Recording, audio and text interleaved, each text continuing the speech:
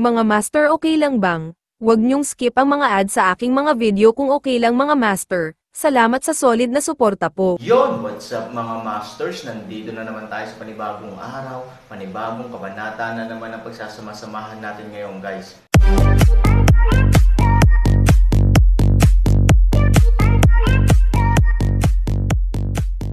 Bali mga masters, kung bago ka pa lang po sa aking YouTube channel, please click the subscribe button, lalong-lalo na po yung notification bell guys, para maging connected pa rin tayo sa isa't isa at maging updated kayo sa mga susunod ko pang video.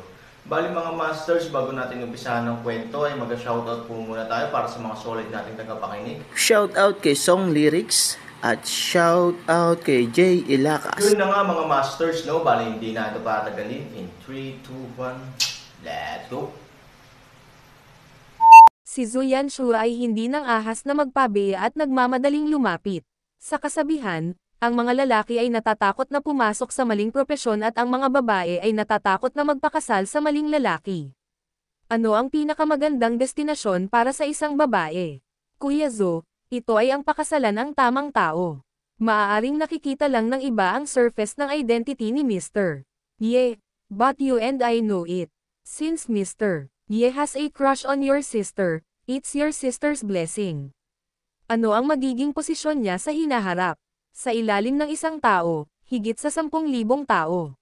Huwag kang magbanggit ng iba pa sa oras na iyon. Kung kapatid ka lang, dapat ay may kapangyarihan ka sa mundo at inggit sa lahat ng nabubuhay na nilalang sa mundo. Nang marinig ang mga salitang ito, si Zhu Yanshu ay walang kahit katiting na pagnanasa sa kanyang mga mata, na talagang imposible. Kung ang isang malaking asawa ay nabubuhay ng mahabang panahon sa mundo, ano ang ibig niyang sabihin kung umaasa lamang siya sa iba sa ilalim ng bakod at hindi makagawa ng walang kamatayang mga tagumpay? Ano ang sinusubukan niyang gawin ang mapa ng lungsod? Hindi ba sikat at yaman iyon? Ngunit ang elder generation, this marriage is not my unilateral has the final say. Medyo nahihiyang sabi ni Zhu Yanshu. Maganda ang relasyon niya sa ate niya. Siya rin ay kanyang sariling mga kapatid na lalaki at babae, at may katulad na pagkakakilanlan mula sa maliit hanggang sa malaki. Ang isa sa kanila ay isang babae at ang isa ay pangit. Hindi sila tinatanggap ng kanilang pamilya. Sa makatuwid, matagal na silang magkasama para sa init at magkaroon ng malalim na relasyon. Hiniling sa kanya na pilitin ang kanyang kapatid na babae na gawin ang hindi niya gustong gawin. Sa puntong ito, hindi talaga kinaya ni Zhu Yanshu. At saka wala pa namang asawa si Mr.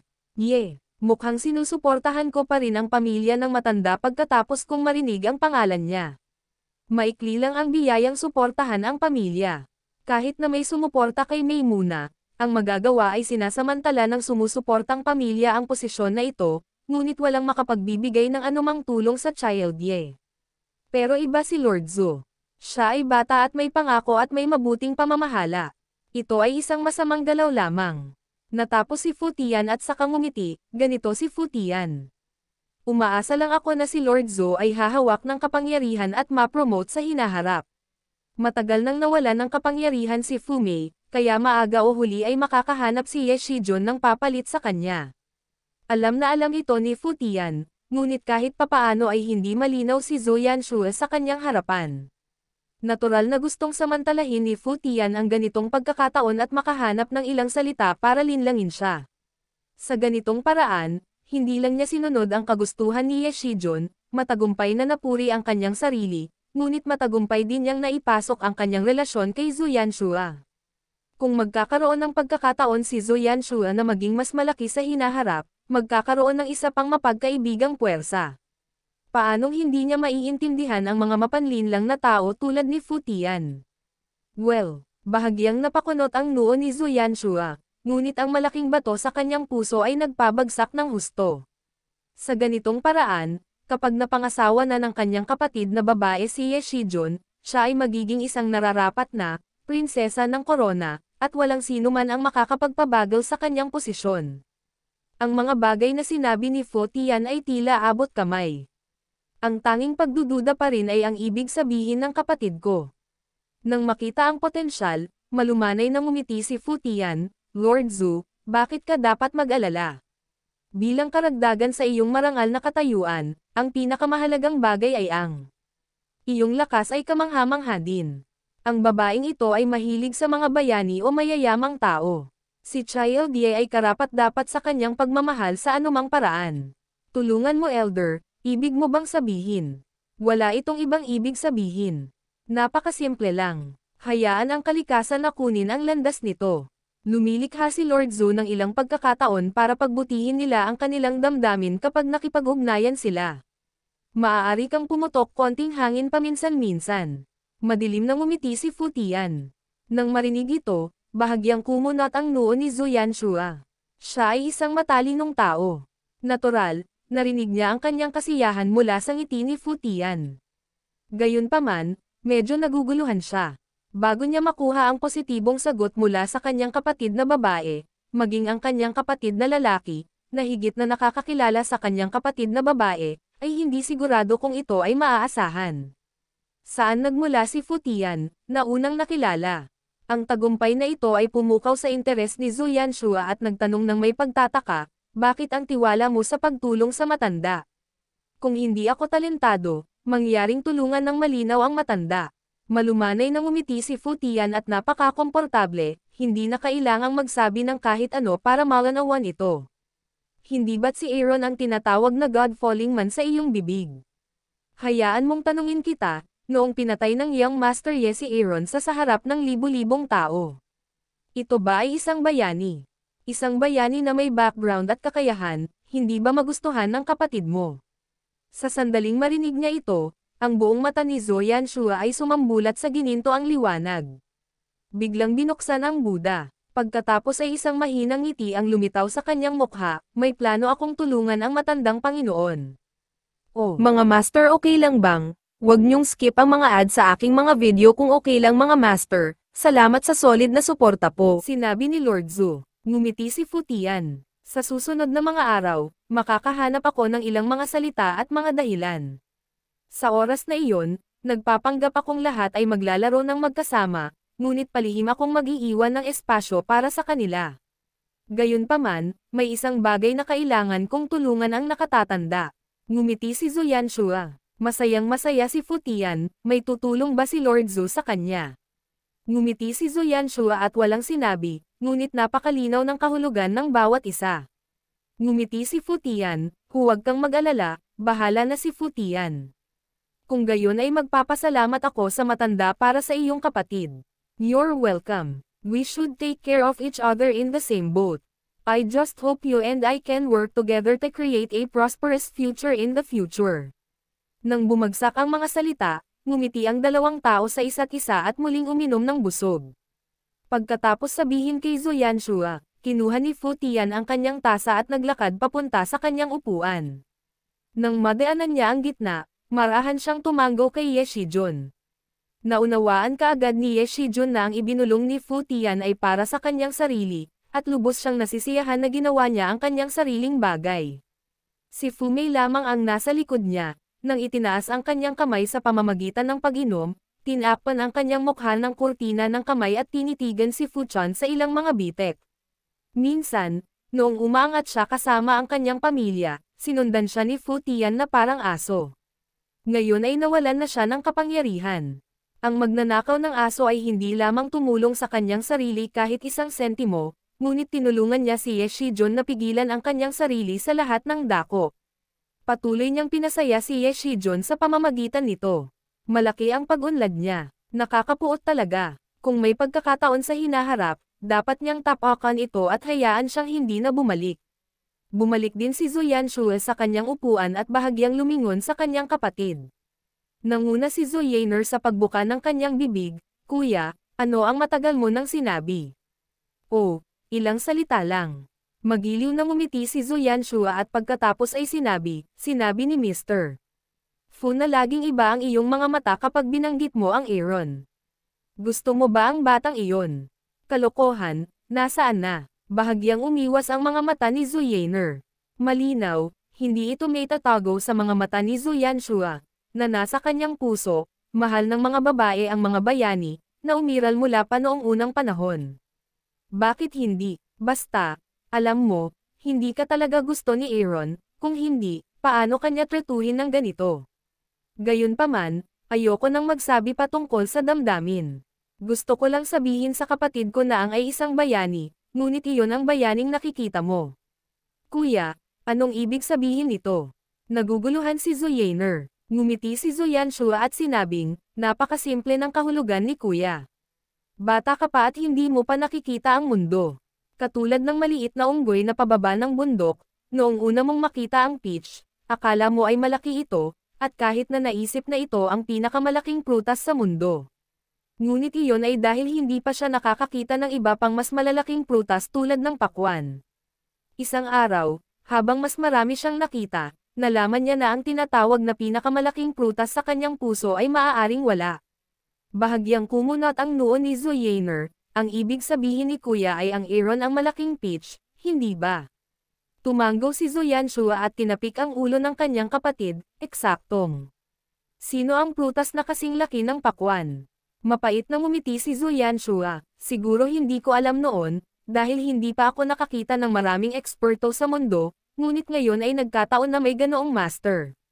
Pagkatapos noon, tumingin si Zuyanshua kay Ye Shijun sa gitna. Siya, may mga pagdududa si Zuyener, eksakto, tumingin si Zuyanshua, umiling at binigyan ng suntok si Zuyanshua, na medyo natuwa, pero hindi siya gusto ni Yaner, hindi siya kasing ganda ng Aaron. Nang marinig ito, nagmamadaling tinakpan ni Zuyanshua ang bibig ni Zuyener. Kung narinig ito ni Shijun, makukuha niya ito, Yaner.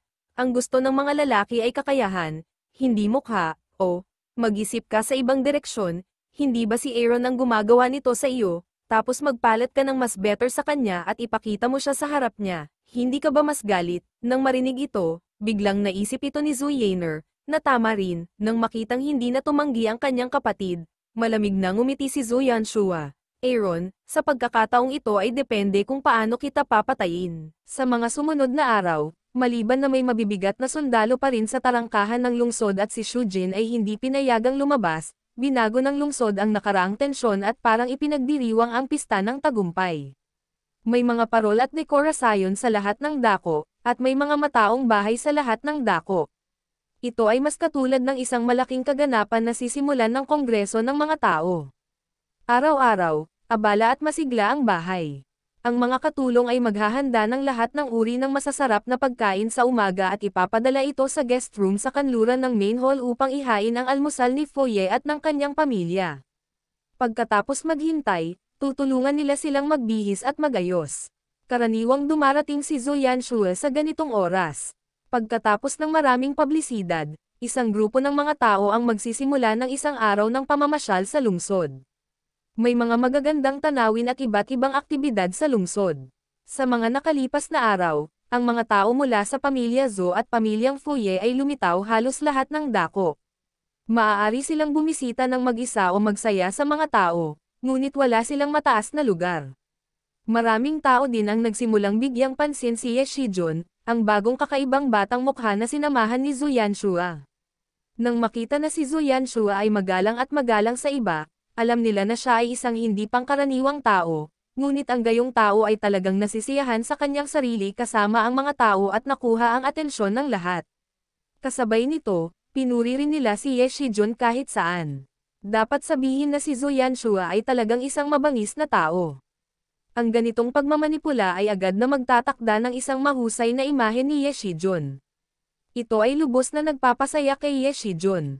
Kasabay nito, mas masaya pa siya na sila ni Zuyener ay gumugol ng maraming masayang oras na mag-isa nitong mga nakaraang araw. Bilang karagdagan, madalas siyang makakuha ng papuri mula sa iba sa kanyang pagbisita. Sa oras na ito, sa lugar ni Zuyener, ang imahe ni Ye Shijun ay nagsimulang lumaki, at kahit na si Zuyener ay may bahagyang pagkagusto sa medyo magalang na young master na si Ye. Mamaya, kahit na walang Zuyanshua at Fu Tian na sadyang lumikha ng mga pagkakataon, sila ay sasang-ayon sa pribadong imbitasyon ni Ye Shijun. Nagsimula na ring maging malapit ang relasyon nila. Makalipas ang 3 araw, bumalik ang dalawa mula sa laro. Bagamat ang bahay ng Panginoon ng lungsod ay mahigpit na binabantayan, lahat ng kanyang mga nasasakupan ay nakatanggap na ng oral notice ni Zuyanshua. Pagkakita nila sa kanila, umatras sila sa isang tabi para hindi sila maistorbo. Kaya naman lumapit ang dalawa na parang walang tao sa paligid. Naging masaya ka ba ngayon? Ngumiti si Ye Shijun kay Zhu Yaner. Kahit ngayon, naaalala pa rin ni Zhu Yor ang kasiyahan sa paglalaro ngayon lang. Without thinking, he nodded fiercely, I had a good time, especially Boteng. Hindi pa ako nakakalaro simula bata pa ako. Sobrang saya. Nang makita ang ngiti ni Zhu Yaner na nakakaantig, masayang ngumiti si Ye Shijun, maging masaya ka lang. Nang makita ni Ye Shijun ang mapagmahal na mga mata, si Zhu Yaner ay medyo nahihiya, nga pala, salamat. Si Zhu Yaner mismo ay nagsuot ng walang katulad na mukha ni Zia Wei at sapat na ngumiti upang patayin ang sinuman. Ngayon, sa bahagyang kahihiyan na ito, walang sinumang tao ang makakapagpapayapa sa kanyang puso. Agad na napayuko si Ye Shijun dahil sa udyok ng isang lalaki at pinagdikit ang kanyang bibig. Hindi tumanggi si Zhu Yaner, ngunit bigla siyang umatras ng bahagya at iniwasan si Ye Shijun. Si Ye Shijun ay nalungkot kaagad, at sabik na tumingin kay Zhu Yaner, anong problema? Si Zhu Yaner ay nalilito, ibinaba ang kanyang ulo at hindi nagsalita, walang tao dito. Tumingin si Ye Shijun sa paligid at nag-aalalang sinabi. Kinakabahang hinimas ni Zhu Yaner ang kanyang kamay, ngunit naglakas loob pa rin, hindi dahil dito. Bakit naman? Ako. Tumangala si Zhu Yor kay Ye Shijun, nabigo at kinakabahan. Unti-unti niyang naalala ang kanyang kaligayahan at hindi niya kayang itago ito sa kanya, sa totoo lang. Sarili kong problema. Gusto mong sabihin Aaron, hindi ba? Tanong ni Ye Shijun. Kahit na si Ye Shijun ay talagang magaling at masaya sa kanya, ang mas gwapong mukha ni Han Sansan at ang kanyang walang katulad na personal na lakas ay nakatatak pa rin sa puso ni Zhu Yaner. Ang pagtanggap sa kanya ay nangangahulugang ganap na ibinaba ang Aaron, ngunit malinaw naman, sa ngayon, mukhang hindi mas mahusay si Ye Shijun kaysa sa Aaron. Sa makatuwid, talagang mahirap para kay Zhu Yaner na sumuko at makuha sa oras na ito. Nang makitang tumango si Zhu Yaner, nagalit si Shijun kaya nanginginig ang kanyang mga kamay. He forced his teeth and barely show a smile, it doesn't matter. I'll let you make up your mind. Iuuwi na muna kita sa bahay. Pagkatapos noon, bumalik si Ye Shijun sa kanyang kwarto kasama si Zhu Yaner, at pagkatapos ay umalis. Halos sa sandaling bigla siyang lumingon ay napakabangis ng mukha niya. Nagmamadali siyang lumabas. Sa oras na ito, mabilis na dumating si Fu Tian. Tumingin sa kanya si Ye Shijun at malamig na sinabi, dito ka. Oo, sa tamang panahon. Yun na nga mga masters, no? Bali panibagong kabanata na naman yung natapos natin ngayong gabi. Muli, maraming salamat po talaga sa walang sawang suporta po sa aking YouTube channel na talagang inaabangan nyo po ang bawat upload ko po. Bali mga masters, magkita-kita ulit po tayo bukas ng gabi at ngayon po ay magpapaalam po muna tayo. Bali mga masters, bye-bye!